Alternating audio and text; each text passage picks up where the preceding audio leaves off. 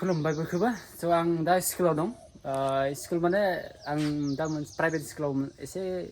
teacher हिसाबै आं खामानि मावो ना टिचार हिसाबै दं आरो ना नोंथांमोना एसे भिडिअ खोनादो एसे इनफरमेसन माखासे खोथा रायलायनि आरो थ' आं दा स्कुल दं आं स्कुलखौ एसे देखायना होनोसै आरो नै आं थानाय रुमखौ दा अफिस रुम होनाय जायो बिदि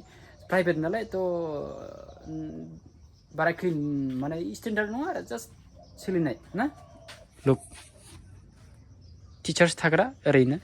ओमफ्राय जाबाय माखासे डकुमेन्ट्स माने बा जिखुनु इम्परटेन्स थायो आरो इफोराव थ' बे जाबाय अफिस रुम होननाय बादि थ' जाय माखासे बुक्स दं एग्जाम जोखांबाय थ' टटेलि दा सामार भेकेसन जाना दं नालाय थ' सामार भेकेसननि दा स्कुल गैथ'आ बाट दा क्लास 10 नि लेभेलनि स्टुडेन्टफ्रा मा लायो टिउसन लायो थ' ओरैजाय दं जोंनि क्लासरुम ओरैबो क्लासरुम गेजेराव फिल्ड दं एन्ड आदार वान इफाले मैथिं मा दं हाथाय दं ओरै सारिफाले आरो अके थ' मेन खोथाया जाहैबाय जे आं सासे आंनि माने ड्रिम जिथुनिखि ड्रिम है ना ड्रिम बुंनाय जायो मानसिनि हार मानसिनि मोनसे सिमां थायो नालाय थ' आंनि सिमाङा मा आं माने आंनि प्रफेसनेल बादि सिमाङा दं आरो मोनसे प्रफेसनेल सिमां जिथुनिखि आं इउटुबार सासे जानो नागिरदों इउटुबार एटलिस्ट थ' बिनि फारसे आं मा खालामखो मोननै आं अफिसियेल एलबामबो दिहुनबाय मोननै आं बर'नि अफिसियेल एलबाम दिहुनबाय बाराथ' सापर्ट मोनाखै बाट स्टार्टिं होननानै आं जेबो सानाखै आरो स्टार्टिङावथ' थाबनो बयबो सापर्ट मोना नालाय थ' स्ट्रागल खालामनांगौ एन्ड बे दा आं शुटिं खालामनो थानाय मबाइला आइफन 15 आं पार्चेस खालामदों 3 मान्थ्स जाबाय लास्ट दा 3 मान्थ्स सोलिगासिनो आरो आइफन 15 स'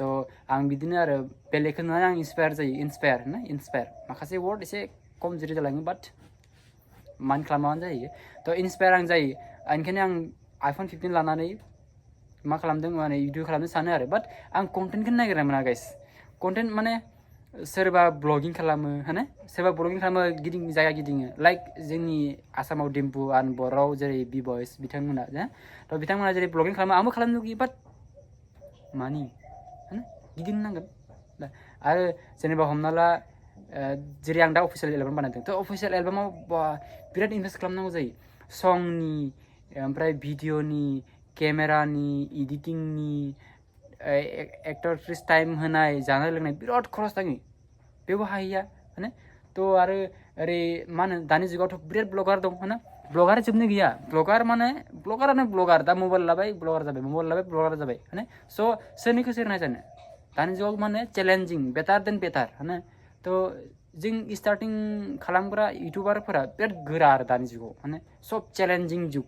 चेलेन्जिं माने सब चेलेन्ज खालामनाय नों हायो ना आं हायो माने इउटुबनि थाखाय माखासेफोराथ' ओरैबायदि खालामो माने जिथुनाखि बुंनो हाथावा आरो ना स' जों मा खालामनो सानो जों मा खालामनो मा थानो बोरै भिडिअ गारबा भिउस थाङा लाइक बेबायदि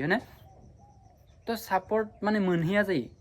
फिसा इउटुबारफोरा जिथुनाखि स्टार्टिं बिगिनार खालामनो सानो थ' कनफिउस जायो मा भिडिअ होनो मा भिडिअ होआ बोरै होबा भाइरेल जागोन ना थ' बेनो आरो मेन प्रब्लेमा स' अब्लाबो आं ट्राइ खालामगासिनो एन्ड अफिसियेल एलबाम बानायनो थाखाय एन्ड दा बारा गोबाव गैला आरो जास्ट 1 मान्थ बा बिनि सिङावनो मोनसे एलबाम जों क्रिएट खालामनो नाजागोन एन्ड आरो लोगोसे ब्लग्स बेफोरथ' आरो थांबाय थागोन अके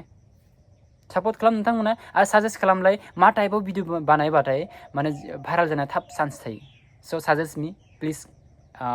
कमेन्ट बक्स अके